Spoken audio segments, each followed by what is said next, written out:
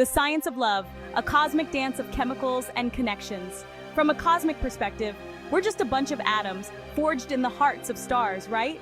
But somehow, these atoms come together, forming bonds that defy simple explanation.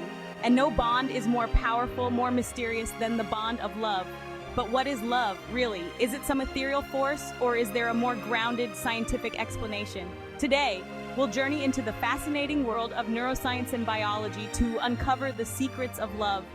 We'll explore the chemical cocktails that make us swoon, the brain regions that light up like a supernova, and the physiological changes that make our hearts race. The spark ignites, dopamine and the first flush of attraction. Imagine this. You lock eyes with someone across a crowded room. Suddenly, you feel a surge of excitement, a jolt of pure pleasure. You can thank dopamine for that. Dopamine is a neurotransmitter, a chemical messenger in the brain, and it's often called the feel-good hormone. When you encounter someone who piques your interest, your brain releases a flood of dopamine, creating a sense of euphoria and reward. It's like your brain is saying, hey, pay attention to this person. They could be important. But dopamine doesn't act alone. It's joined by another powerful neurotransmitter, norepinephrine. Norepinephrine kicks your body into high gear, increasing your heart rate, making you sweat a little, and giving you those telltale butterflies in your stomach. It's the classic fight or flight response, but instead of running away, you're drawn towards this captivating individual. This potent cocktail of dopamine and norepinephrine is what fuels that initial spark of attraction, that feeling of exhilaration and anticipation that's synonymous with new love. It's a chemical symphony orchestrated by your brain, setting the stage for a deeper connection to form. Think of it like a rocket launch. Dopamine is the fuel, providing the initial thrust of excitement, while norepinephrine is the ignition, propelling you towards the unknown. Together, they launch you on a trajectory towards love's orbit. Oxytocin, the bonding hormone that seals the deal. As exhilarating as the initial attraction phase is, it wouldn't last long without a little help from our friend oxytocin. Oxytocin is often referred to as the love hormone or the cuddle chemical because it plays a crucial role in forming social bonds, fostering trust, and creating feelings of intimacy. When you touch someone you're attracted to, holding hands, hugging, even just a light touch on the arm, your brain releases a surge of oxytocin. This surge strengthens the emotional connection between you, creating a sense of closeness and belonging. Oxytocin is especially important after intimacy. During sexual activity, levels of oxytocin skyrocket, particularly in women. This surge of oxytocin deepens the bond between partners, promoting feelings of love, attachment, and safety. But oxytocin isn't just about romance. It's also essential for parent-child bonding, friendships, and even social interactions within groups. It's the glue that holds us together, fostering empathy, compassion, and a sense of community. Think of oxytocin as the mortar between the bricks of a relationship. It binds us together, creating a strong foundation of trust and affection. Serotonin, the mood molecule that makes love a roller coaster. Love isn't always a smooth ride, is it? There are ups and downs, twists and turns, moments of pure joy, and moments of heart-wrenching anxiety. And believe it or not, these emotional fluctuations are partly due to another neurotransmitter called serotonin. Serotonin plays a crucial role in regulating mood, sleep, appetite, and even social behavior.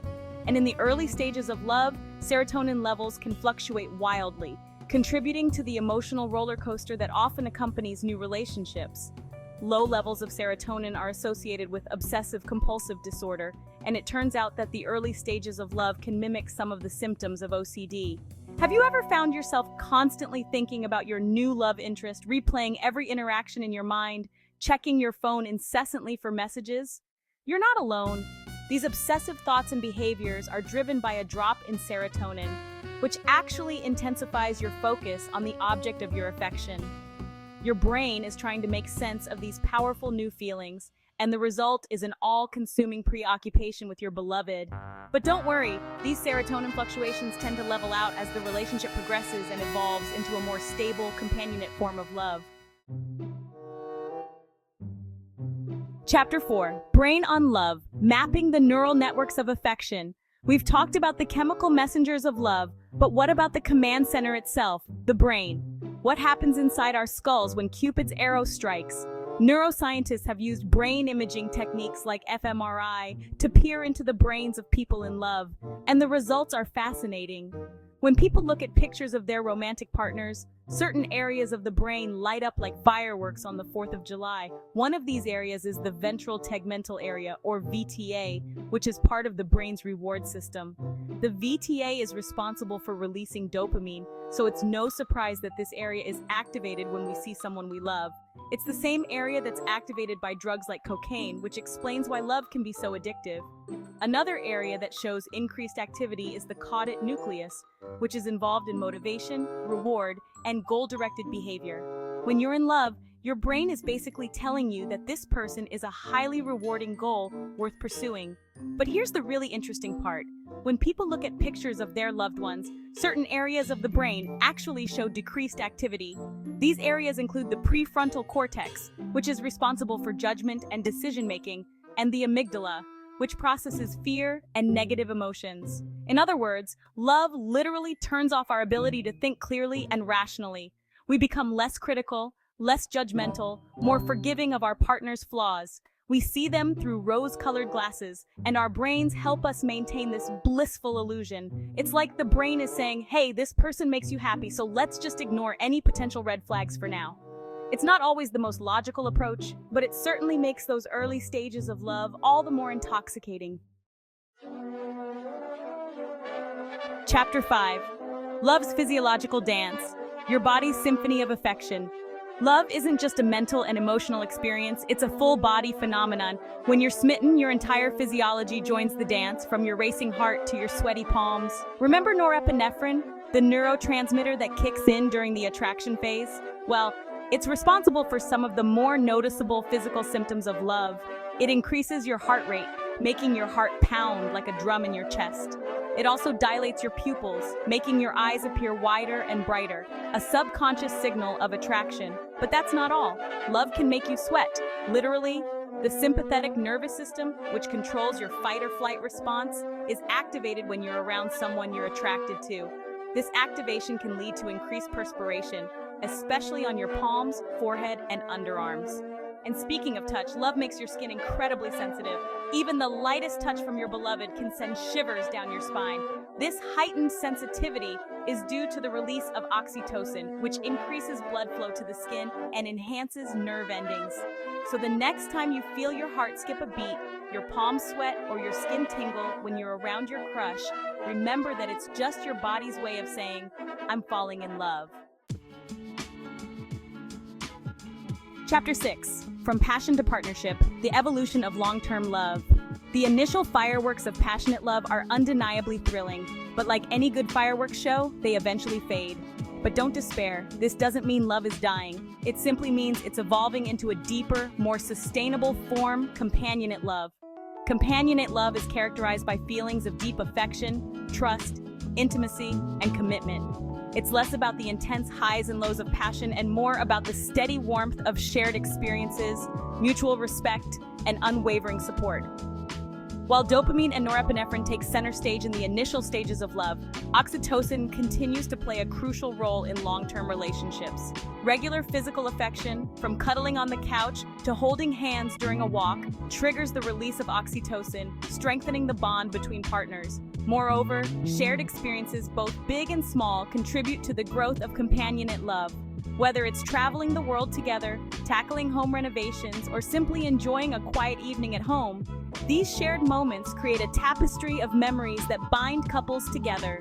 This transition from passionate love to companionate love is a natural and healthy evolution. Chapter 7. Love's Blueprint. How attachment styles shape our relationships. Have you ever wondered why some people fall in love easily, while others seem to struggle with intimacy? Our early childhood experiences, particularly our relationships with our primary caregivers, play a significant role in shaping our attachment styles, which influence how we approach and experience love. According to attachment theory, there are three main attachment styles: secure, anxious, and avoidant. Securely attached individuals tend to have healthy, stable relationships. They feel comfortable with intimacy, trust their partners, and don't fear abandonment. Anxiously attached individuals, on the other hand, crave closeness, but often worry about their partner's love and commitment. They may be prone to jealousy, possessiveness, and a constant need for reassurance. Avoidantly attached individuals, as the name suggests, tend to avoid intimacy and emotional closeness. They may have difficulty expressing their feelings, fear commitment, and prioritize independence over connection. Understanding your own attachment style as well as your partner's can provide valuable insights into your relationship dynamics. It can help you communicate more effectively, navigate conflict more constructively, and build a stronger, more secure bond. Remember, attachment styles are not set in stone. Chapter 8: The Love Prescription: How Love Benefits Your Body and Mind. It turns out that love isn't just good for the soul, it's also incredibly beneficial for your physical and mental health. The power of love to heal and protect is so profound that it's almost as if it were a miracle drug. Studies have shown that people in loving, supportive relationships tend to have lower blood pressure and a reduced risk of heart disease. The emotional support, physical touch, and sense of belonging that come with love act as a buffer against stress, reducing the harmful effects of cortisol, the stress hormone, on the body. Love also boosts your immune system. Couples who report higher levels of relationship satisfaction tend to have stronger immune responses and recover faster from illness. They produce more antibodies to fight off infections and have lower levels of inflammation, which is linked to numerous chronic diseases. But the benefits of love extend far beyond physical health. Love is a powerful antidote to loneliness and isolation, which have been linked to depression, anxiety, and even cognitive decline. The social connection and emotional support that come with love provide a sense of purpose and belonging, boosting mood and overall well-being. In fact, studies have shown that people in happy relationships live longer, healthier lives than their single counterparts. Love truly is a powerful elixir that nourishes the body, mind, and soul. Outro: Love, the universe's greatest force. Falling in love is a complex interplay of brain chemistry and physiological changes. It's a fascinating experience that affects not only our emotions, but also our physical health and well-being. Understanding the science behind love can deepen our appreciation for this powerful emotion and help us cultivate healthier, more fulfilling relationships. Whether you're in the throes of new love or nurturing a long-term partnership, the science of love reminds us of the profound connections we share with others. It highlights the importance of intimacy, affection, and support in our lives. Thank you for watching until the end, and please give a thumbs up if you like this video. Please subscribe to our YouTube channel, Life Kwanda. And also, we'd love to hear your thoughts. Drop a comment below with any questions or topics you'd like me to cover in the next video. Your ideas help shape the content of this channel. So let's keep the conversation going. Thank you and see you in the next video.